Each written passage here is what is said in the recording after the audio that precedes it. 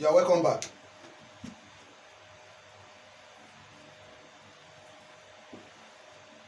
Let me give you facts about God, about the matter, facts of God about the matter of covenant. It's only one. The fact about God, in case about the covenant.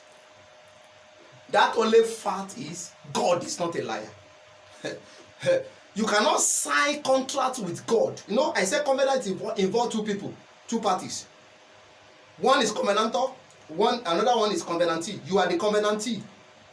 This is what you need that God has. There is nothing anybody need the desire for in life that is not in the hands of God. There is nothing, not even one. So that which you need in God, that you find that is in God, then you sign into agreement with God that God, I know that you have this thing in your possession at your disposal. This is what I need. And what are the things or things I need to do? So you have to find out what you need, because there are different terms and conditions for each of the benefits or provisions in the kingdom. The terms you are going to fulfill for health is different from the one you fulfill for longevity. The terms you fulfill for prosperity is different from the one you fulfill for protection or conquest.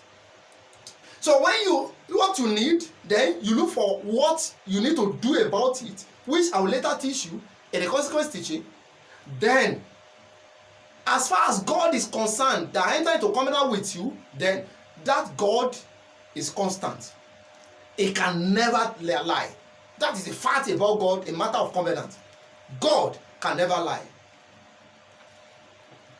In Romans chapter 3, verse 4, say, God forbid, yea, let God be true and all men be liars.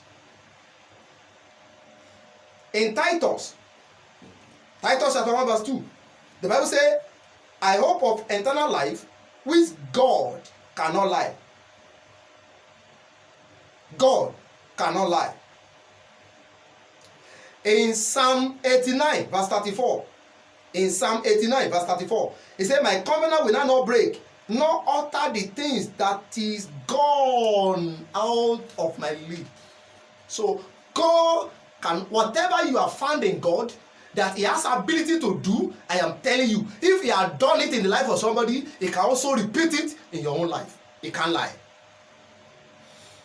Let me move on by giving you 4 bedrock of covenant.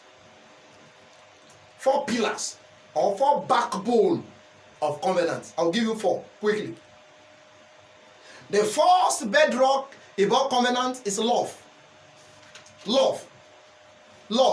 Anybody that professes to understand covenant that doesn't understand the terms and they already understand the mystery of love does not even go near to the understanding of covenant. Covenant starts from love. Covenant starts from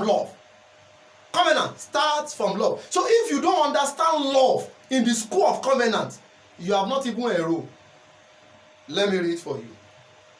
One of our problem is we don't love God. We claim to be his children, but do not love him. If you love God, you will never eat your tithe. If you love God, you will never sin against him.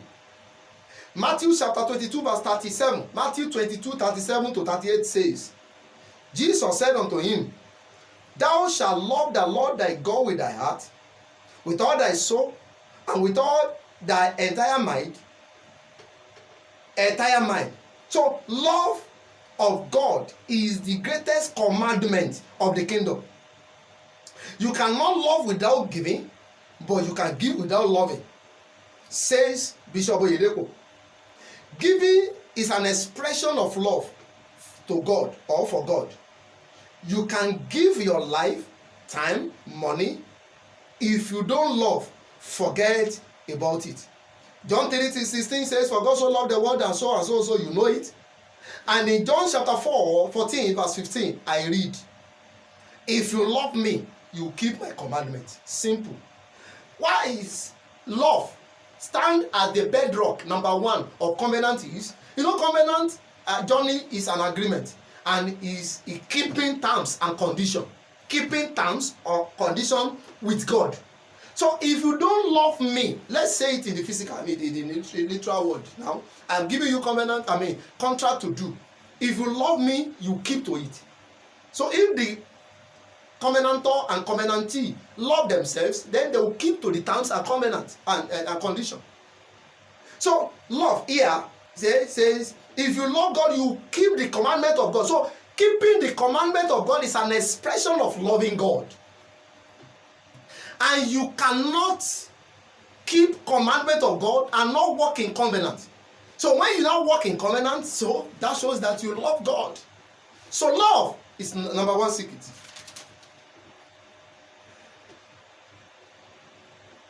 Let me read this Bible to join it.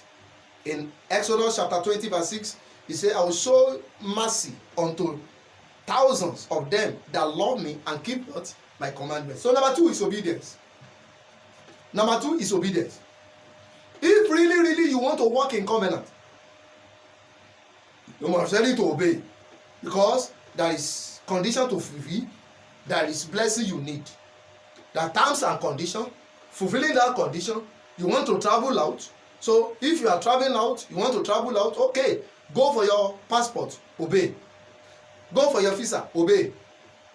Acquire your ticket, obey. BTA, go and pay for it, obey. So obedience is number two bedrock of covenant. And it shall come to pass, if thou shalt hearken diligently to the voice of the Lord thy God, to observe and to do all the commandments which are commanded this day, the Lord thy God will set thee above all nations of the earth. That's Deuteronomy of the earth. That's Deuteronomy chapter 28 verse 1. That is obedience. You obey God if really you love him. I'll come back in a moment. Let's have a break.